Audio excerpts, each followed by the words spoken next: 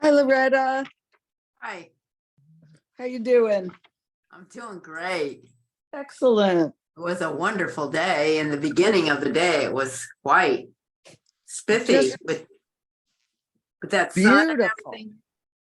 Ah, I was out walking in one of my favorite places. It was so nice. The birds were chirping, and it was nice. I love I sent you an email about we have to reschedule dinner.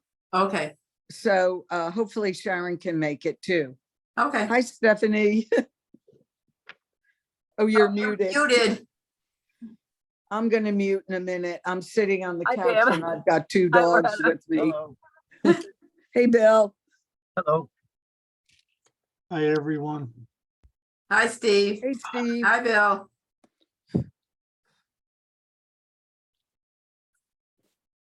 Hi, Stephanie.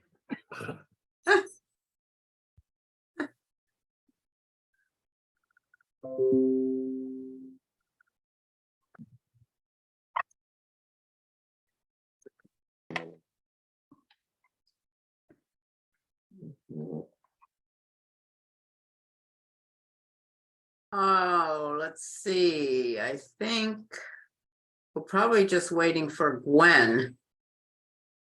Because I know Christine is on a flight. I think she's returning from Italy. And Janet's not coming. So I think with Gwen, that would be it for tonight.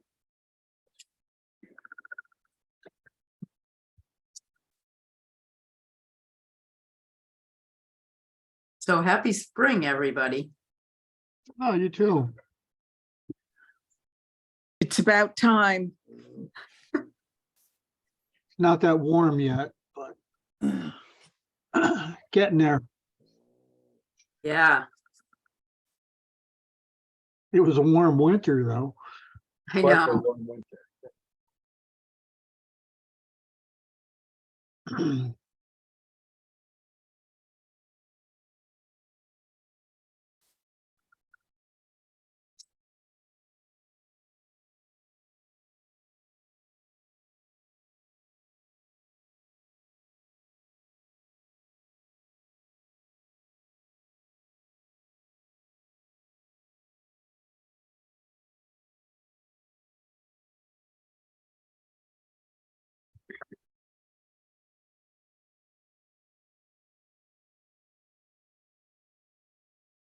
Well, maybe we can just start at 7:01 and you're all here. So I think you need to get rewarded for being on time. Thank you. With the treasurer's report, I didn't send out the minutes beforehand. I will do that next time so that you can review them and then we can approve of them. We couldn't anyway tonight because we don't have a quorum. Just to let you know, in terms of our funding, we will be giving maybe $100 for seeds or other kinds of things for the pollinators pathway project for them to distribute, like getting seeds for the library and passing out plants or something to other events they're going to. And later on the agenda, I'll talk about a little some of the events they got planned. They already got a lot planned and more to come in the summer. So they're doing really well and they're getting a lot of positive feedback from everybody. Great. I don't think I haven't received anything. So let's just move right down to the cleanup that we've got scheduled for Sunday, April 23rd, which is the day after Earth Day. So Pam, maybe you can say a little bit about. I've started posting on Ashford Community Connections, and I will continue to be posting. I'm gonna send some emails to the churches and call the elementary school and see if I can get any volunteers from them. see what'll happen. Oh, and Ian cannot help us. He has a conflict that day and has to go to New York. So, you know, we might need someone to man the Knowlton Hall parking lot. Okay. All right, if no one else can do it, I'm sure I could do it, so. But Okay, we have enough time fortunately, so that we can see if we need to do anything. and I think Janet and I are gonna get together one afternoon and start on North Road, cleaning up that. We drove down it today and it's a mess, really awful. So I'm gonna try and also do Turnpike from my road, Naji, up to Ference. Uh-huh, As long as we get some good days, some good weather. And I've got all the supplies and everything to do it. okay. So you still have some vests left from last year? Oh, right? lots. Oh, tons of vests. And Ian said if when he gets back, there are still trash bags that need to go to the dump, he will pick them up. And he's going to try and get some of his family members maybe to do pickup on Sunday.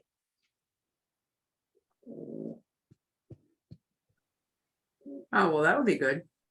Yeah, be helpful.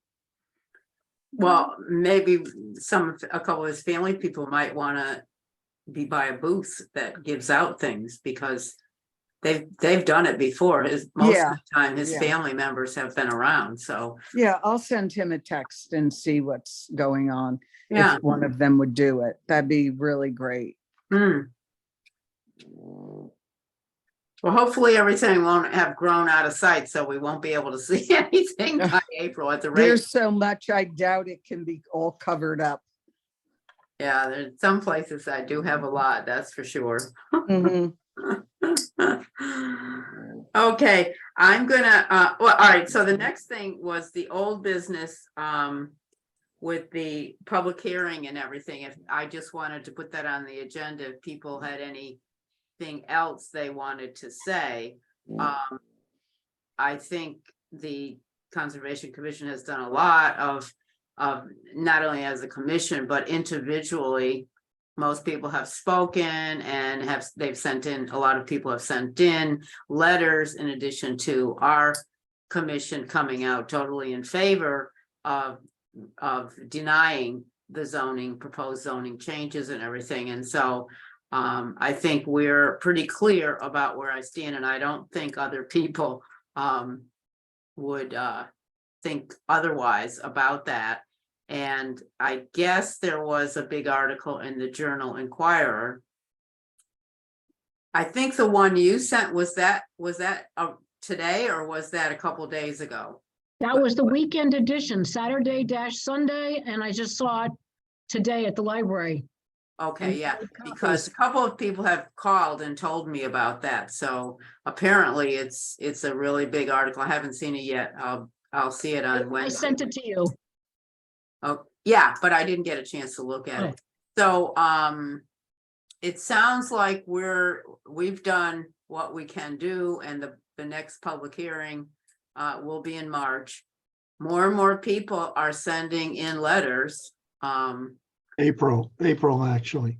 You said March. Oh, sorry. Yeah, March just happened in April. Yeah, thanks, Steve. So I think it's a pretty clear statement that the people don't want this. And I've noticed more and more of the dark, they're kind of like black with no mega warehouse signs that are really all around like Route 44 and Slade Road up the way I go to my house on Pumpkin Hill. So virtually all of Route 89 too. really? Yeah, all the way up to especially Lake Chaffee area, all that. We have one on the end of our driveway, but I just want to say it's not just Ashford people. All the surrounding area is starting to find out, and they're all on board with stopping this. It affects not just Ashford people. Yeah, and I think when you sent the email to Our Town, Our Future that a person from Eastford sent with expressing his concerns and expressing his opinions about one of the things that we could do to keep our town the That way was sent it to Mike is. Gantic. It was sent to Mike Gantic, and he bounced it to everybody in Our Town, Our Future, and I bounced it to you guys. And then the other letter from Susie, she gave me permission to share it with you. Right. And there were several people who already responded to that. For those of you who may not have seen it, Susie wrote a letter to the Economic Development Commission saying they should rescind their endorsement. And all the reasons why, which I thought was very well done and very creative about saying that we have a lot of artists here and the artists don't want to paint pictures of mega warehouses. Anyway, so it seems like this is really tapping into all the creative process of everybody in the town. And also, as Gwen pointed out, there were several Wellington people, there's been a Union people, this Eastford person. So the people in not only the Ashford immediate area, but the surrounding area. So The professors are concerned, University of Connecticut professors, where there's a water shortage. So there's a lot of, certainly there's a lot of publicity about this now, and that's a good thing. So that the more people are informed, then they can decide how they want to do something. And I've just been impressed by the turnout that usually people don't come out for public hearings. And that last one, there were 250 people there, and some of the people waited in line for over an hour. I mean, which I think is pretty amazing to me. So it's good to see that many people coming out. So does anyone have any comments or anything that they'd like to add about all of what's going on, or any thoughts? I saw an interesting post, I think on a Facebook group, about someone in Union who raises bees and is within the that area is within the bees' home territory, and they do apparently they raise queen bees for hives in New England. I mean, it was amazing. Wow. How specialized this this person well, you know, they raise queen bees for distribution throughout New England, and they're worried that their hives will be affected by anything that shows up there. And it's you know, they said not only would it be a problem locally, it could be a region-wide issue, you know. But you know, it's amazing what you find out when people come out and become aware, you know, that it's bigger than just that one little area. Wow. Yeah, I was impressed with this article where somebody I never heard of moved here from Greenwich after living 30 years in Greenwich, and then I guess maybe retiring and wanting to get away from all that. And he says right there, they quote him, you know, I'm going to fight like heck to keep this out. Because I moved here, you know, everybody is saying, they're coming out of the woodwork saying, this is my forever home. I moved here because of this reason, because of this reason. And I never realized that we're so many like-minded people in this town. Yeah. Good to see.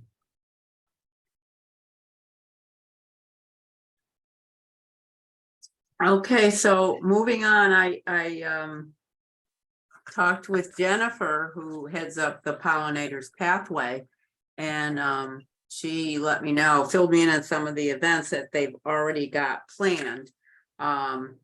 Melinda and Jennifer are at the Ashford School, and they're going to work with the science enrichment teacher with the third graders to help publicize this No Mow May, which we did last year.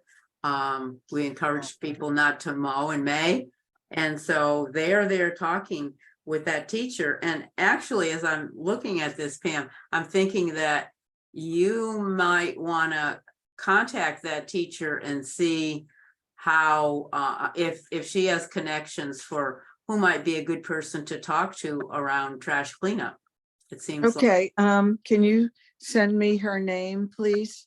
yeah, I don't know her name, but you Oh. could, I could ask at the yeah, school. Jennifer's email is right on our, Oh, I have Jennifer's email. I'll Okay. email her.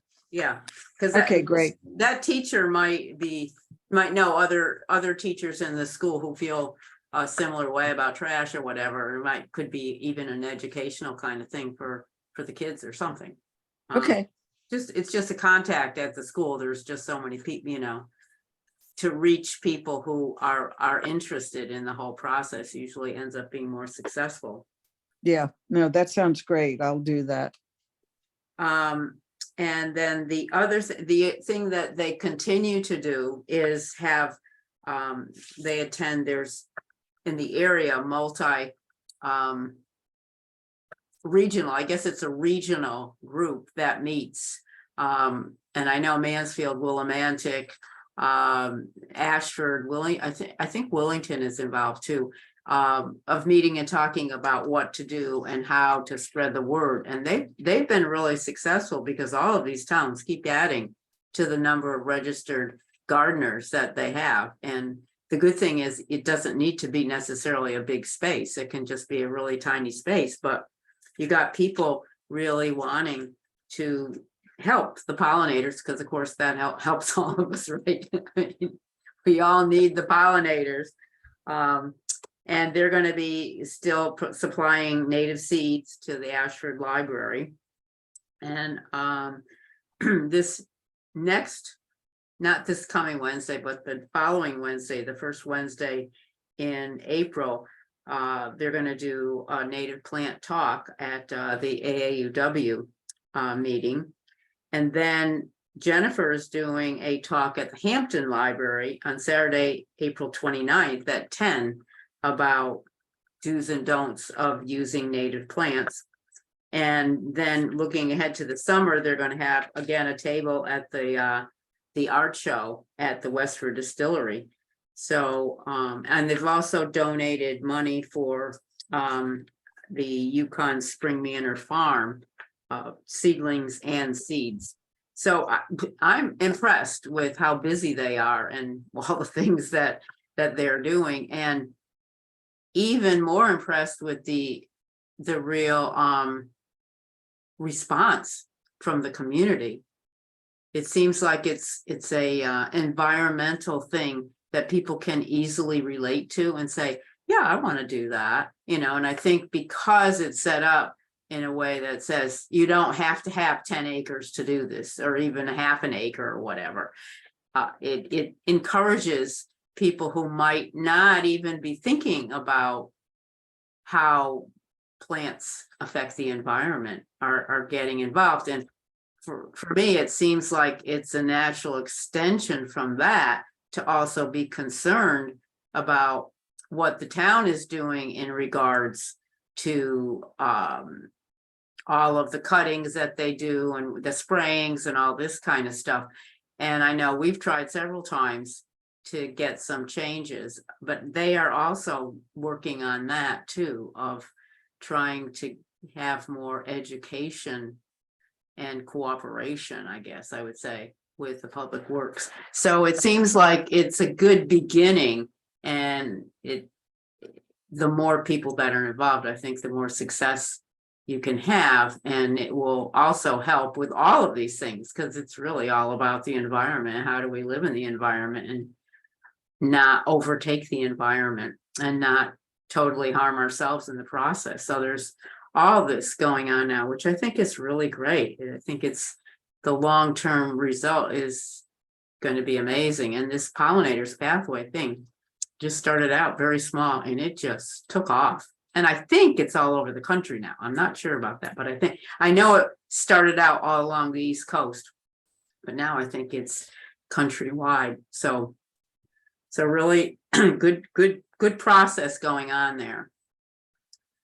And let's see, the other thing I just wanted people to think about is if there's any sort of programming and stuff that people wanted to do. I thought we should at some point have a program focusing on trash in some way of, getting people more aware of how much trash they generate and ways to generate less trash or be more mindful when you're buying things.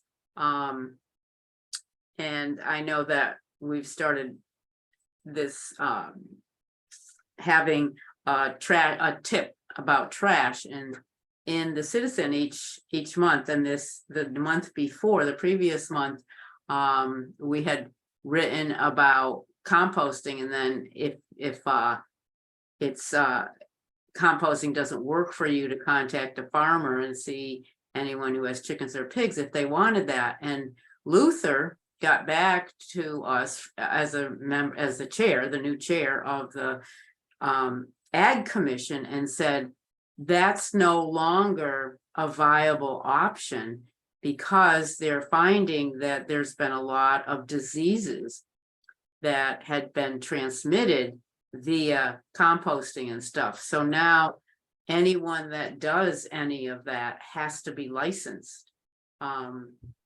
And so, I mean, you can certainly do that if you own the animals, and you can do whatever. You're also knowing what's in your trash. But apparently, this is a new ruling coming down, and it totally shocked me. I was totally surprised. And he did write up something from their last meeting. They spent some time writing up, and so I put it in. It will be in the Citizen coming out for April, about what the USDA says and why they said it, et cetera, et cetera. But I thought it was great because what it said to me is that people are reading the Citizen and they're looking at this stuff, because the way the Ag Commission found out about this was that a couple of farmers were complaining because people were calling them or stopping by or something and asking, here, you want my compost? People who had farm animals. So I think, well, that's great. I mean, it seems like, I know people said in the very beginning that everybody just threw the Citizen away. But it sounds great that people are doing that. So I'm very impressed, and hopefully, good things can happen out of that. And I know someone else had called one time and questioned shopping online for things as compared to driving to the store and everything. And I think these are issues that would really be helpful if we could continue to talk about them and see what are people's thoughts and what works and what doesn't work, and how do we deal with this enormous problem now of too much trash, too much stuff. So we'll, that was one thought I had, but I was really wanting to get other people's thoughts on that. And I see we have Daniel, are you there? Well, anyway.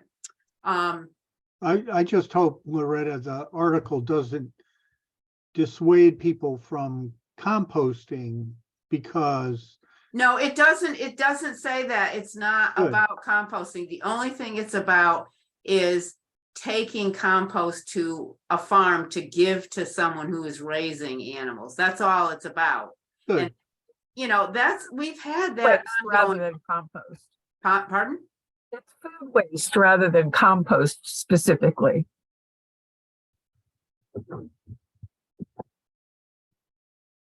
I missed the first part of what you said, Stephanie. Well,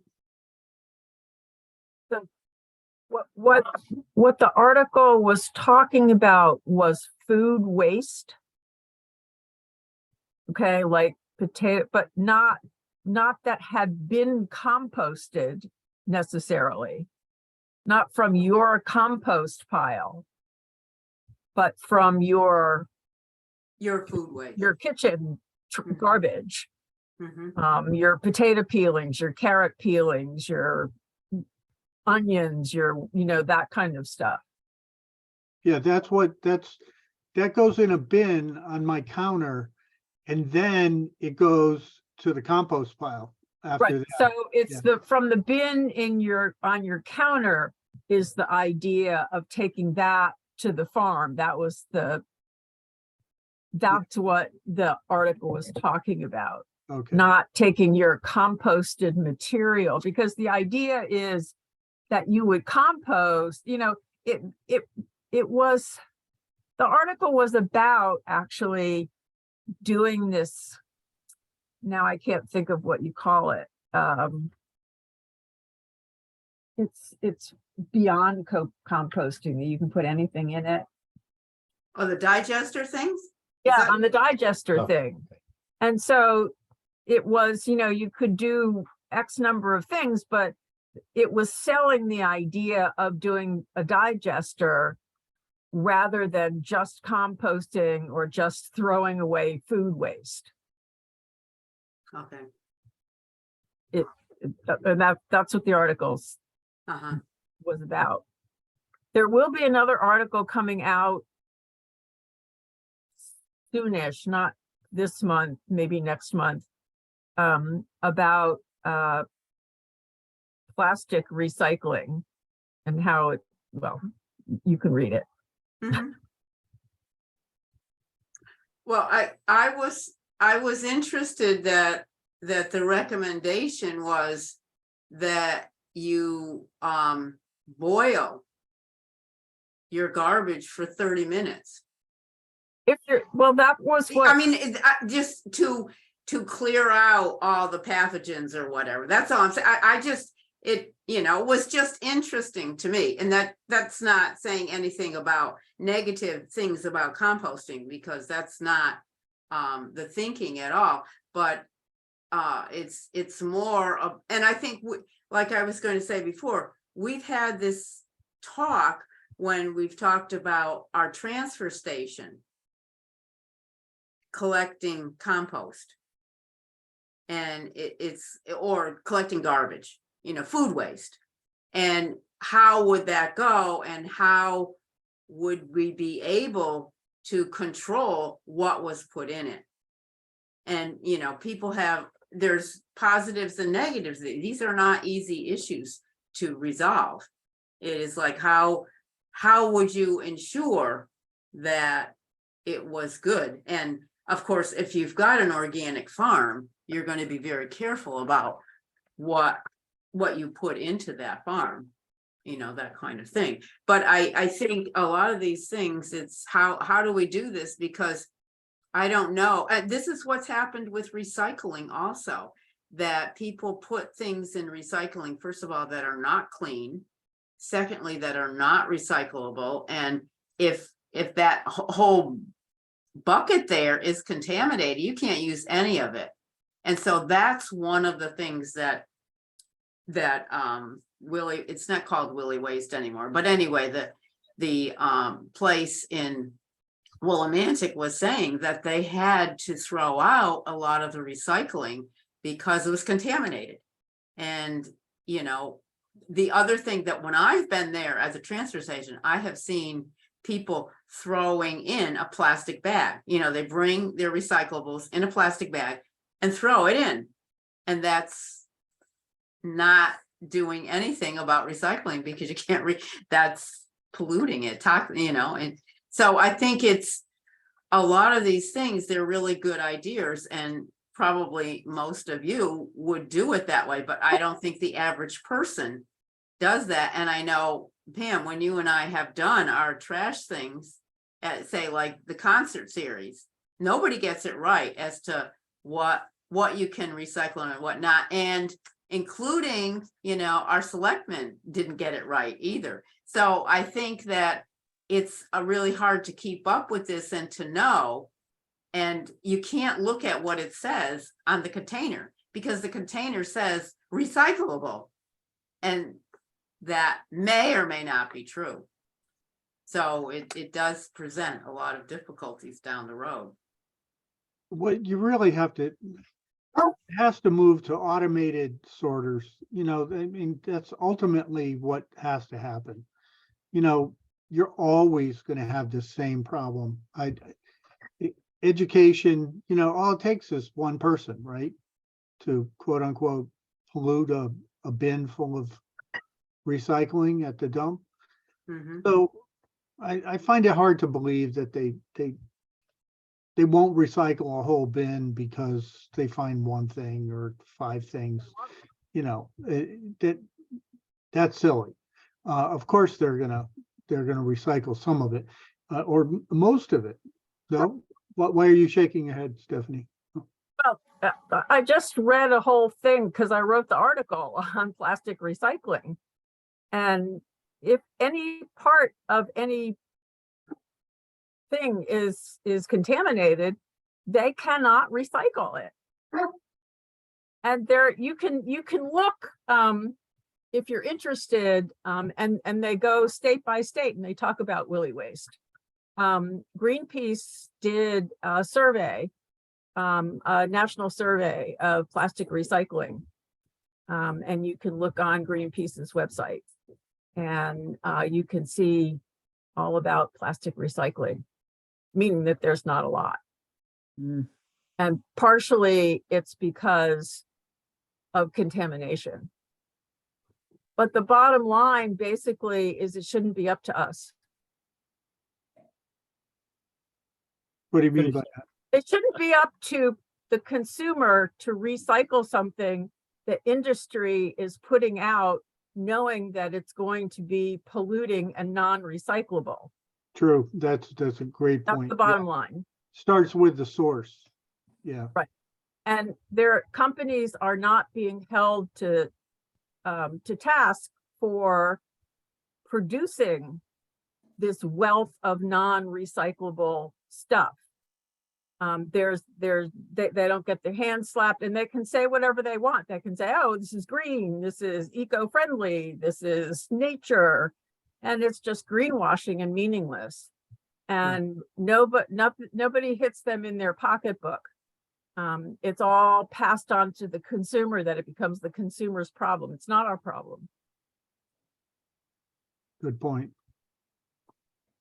Right, there are some companies now that are taking back all their packaging.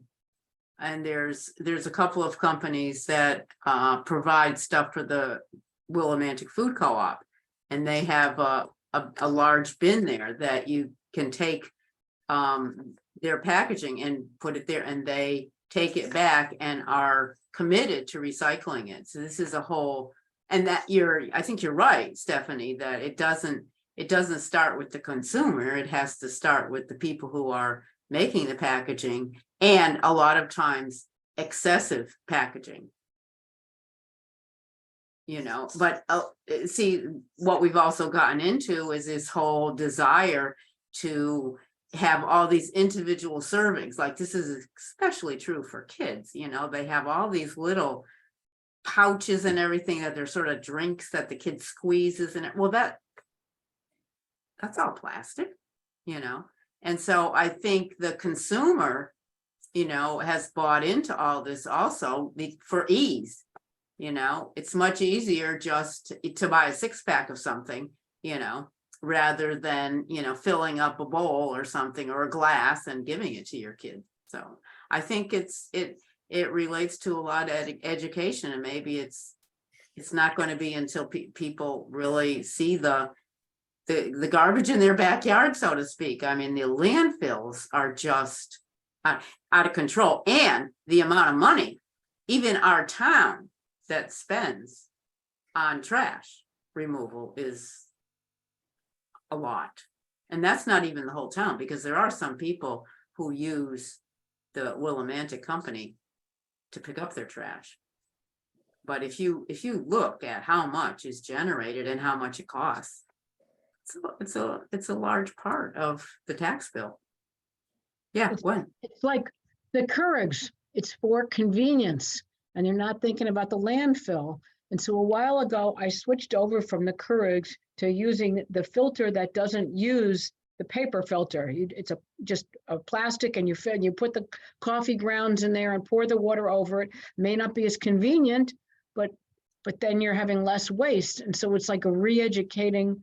But then there's still people that don't want to do that. It takes more time, and they're in a rush in the morning. And then the Keurigs, I mean, you can go through so many of those in a week.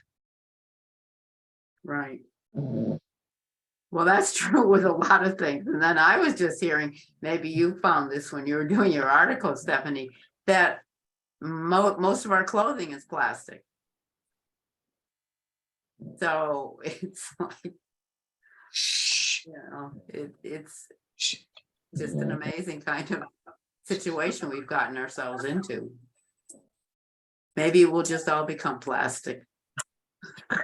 Maybe we already are. We just don't know it. We already are pretty much. Anybody have a We eat hip it, we replaced? breathe it in. There- Maybe they'll have these little meters that check on the amount of your body that's plastic. Well, That's true. I'm laughing, but a lot of people have plastic parts, Let's do valves that. and stuff are all plastic, right? I mean. So probably the glasses and maybe the hearing aids.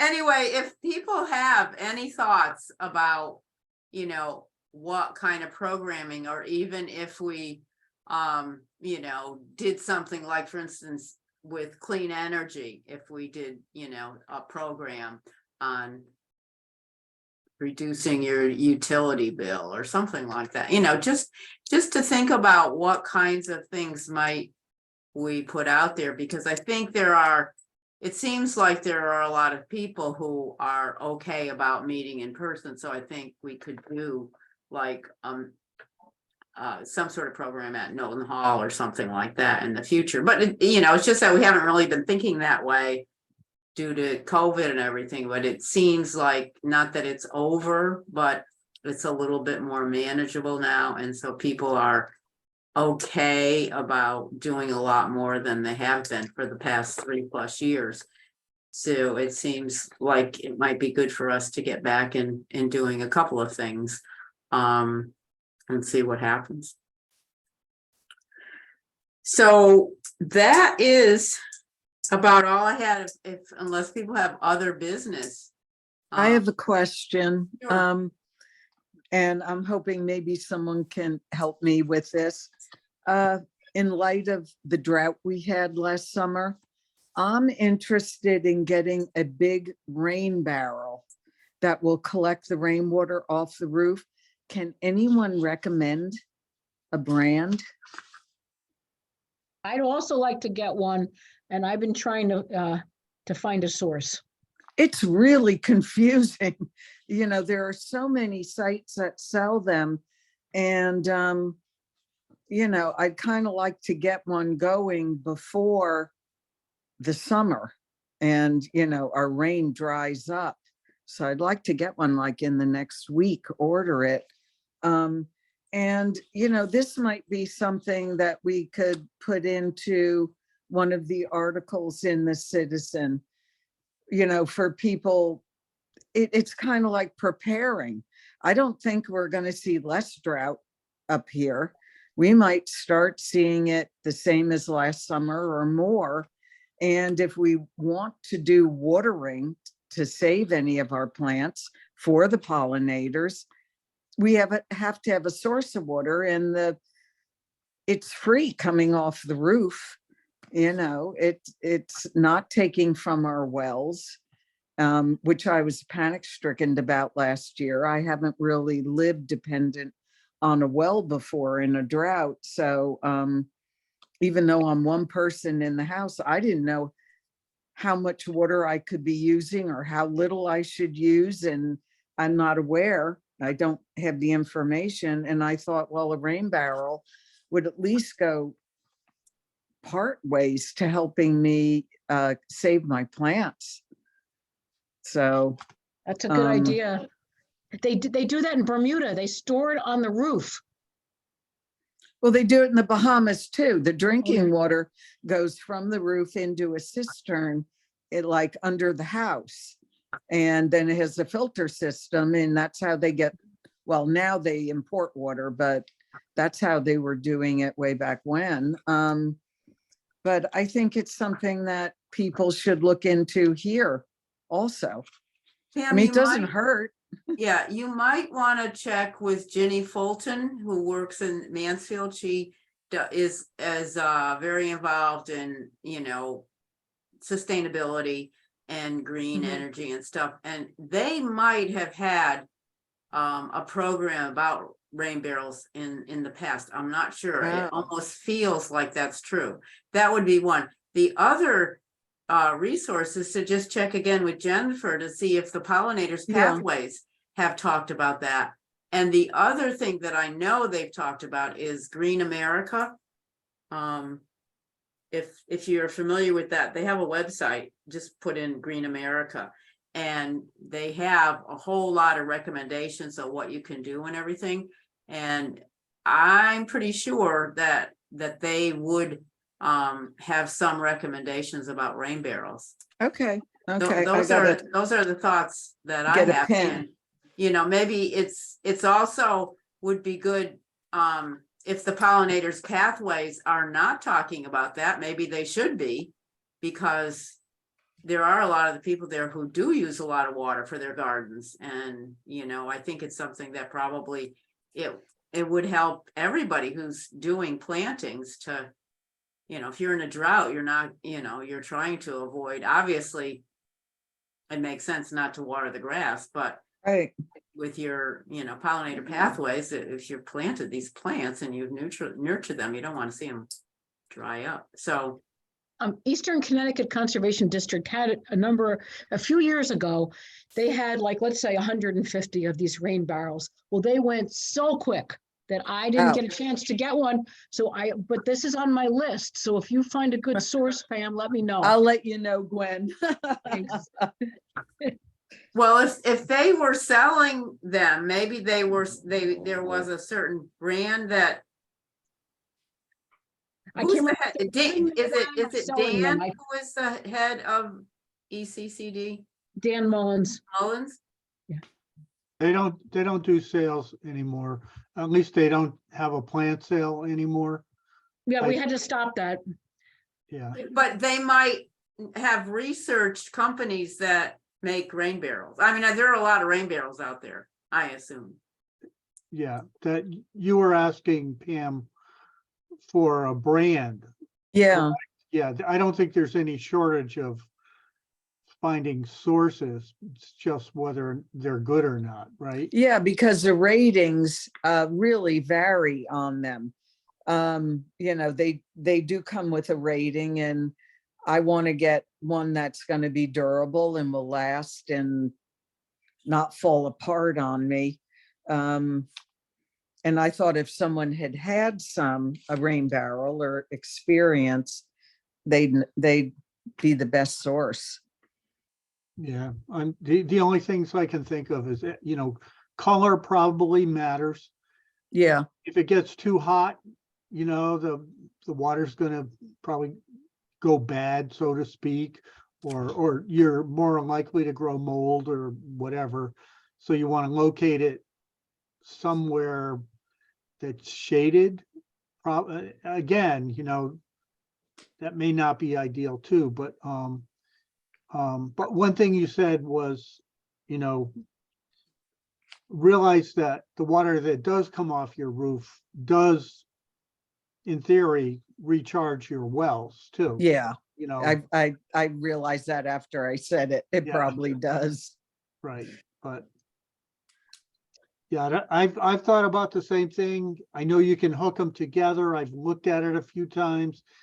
I always get stopped by, you know, that's another thing, you know, so. You're I always, think that's what happened to me last fall when I was researching them. I just like, I threw up my hands. It was like, I don't know. I just don't know what to do. right. For me, it'd be really useful because I could catch with a gutter something off the roof of my chicken run, and then put a barrel in the run that could provide water for the chickens, at least in the fair weather, you know, so, but I've never quite pulled the trigger on that, so. Yeah, I'd like to this year. Yeah, I'd be interested if you try it. All right. I'll let See, y'all know. You mentioned the the Eastern Conservation Commission with plant sales. Are you familiar with the Northeast Conservation District plant sale? North Central, I think it is, Bill. North Central? Yeah, are you familiar with them? NCCD, Because they yeah, have a lot of, we get stuff from them every year. They have a lot of native plants and usually some good trees, the seedlings and different types of plants available. right. Yeah, I have an order in for a bunch of things, and you can buy barley, hay to put in your pond, you know, to reduce algae and things like that. Bluebird, I think bluebird houses and, you know, composted fertilizer, so. But, No and rain barrels though. yeah, well, I think like Gwen said, in the past, some of the conservation districts have sold rain barrels, but logistically, I can imagine that's difficult too, because they're big. So, Shipping and storing, yeah.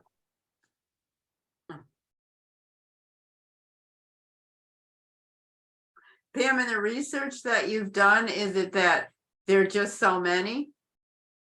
You sort of get like a little overwhelmed with too much Well, information?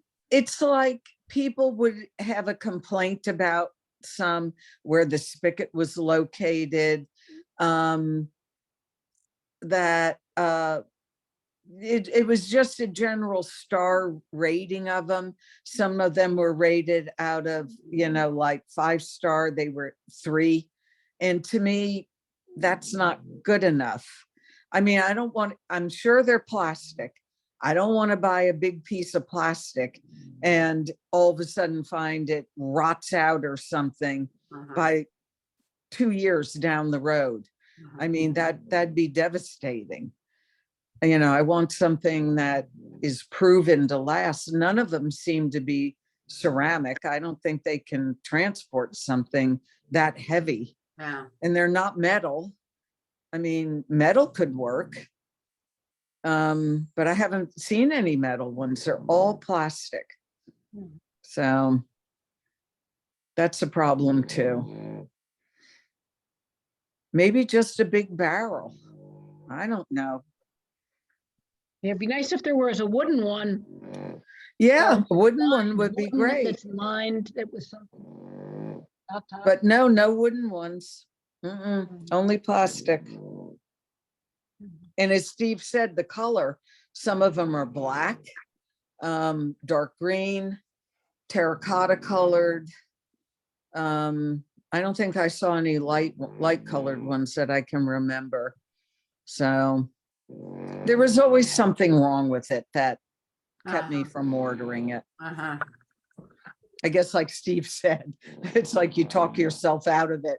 It's like, no, that's not really what I had in mind. Well, I can understand that. You don't want to acquire a plastic thing that doesn't work. But wouldn't Or it be we- great if someone here in town could make a metal one? Someone that could do welding or something?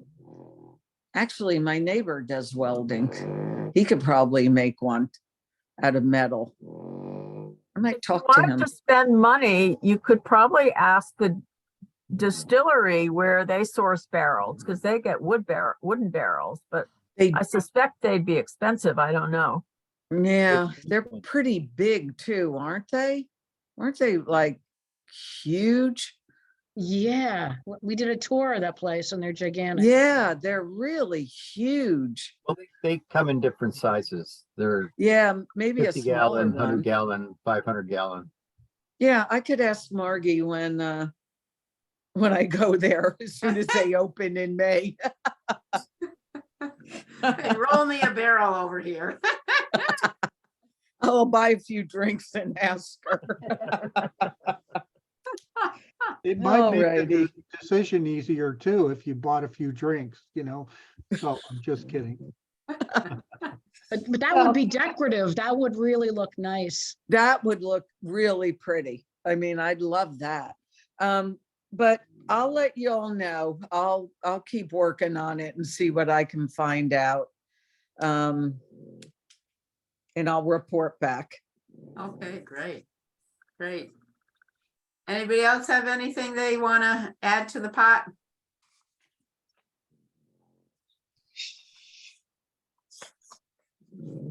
Nope. Okay, well, all right, so have a good month and we'll see you in April. Good night, Till everyone. March, right? Sure. Bye-bye. Okay, Bye-bye. good night, everybody. Right.